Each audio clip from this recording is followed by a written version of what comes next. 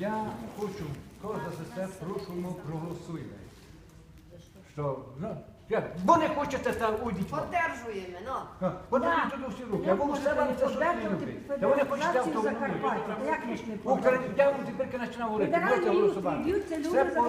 Бо мені треба без активу, що я говорю. Держава Україна бореться за федеральний устрій держави, а зато верхушка б'ється за унітарну державу. Так, як ми будемо самоврядну спеціальну територію, так намного виграємо. Та що ще треба думати?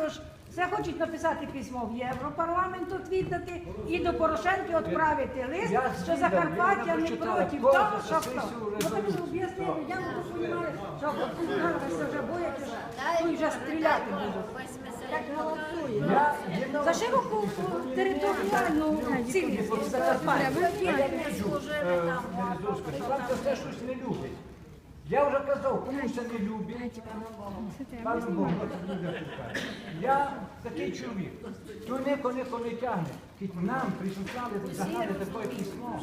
Та ви сте знали, що ми маємо подержати за це. Та ми не хотіли, бо це вже бармі, я вже прийшов всю Європу, запишу. Італії був, Будапешті був, я вже не був, Югославії, де не був, Італії, так. Німеччині. Тому що в Європарламенті почти не є переводчиків на українську мову. Знаєте, що ще не є.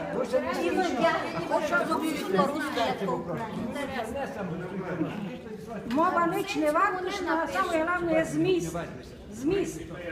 Яка разниця? Назад за язик начнемо. За язик уже йде.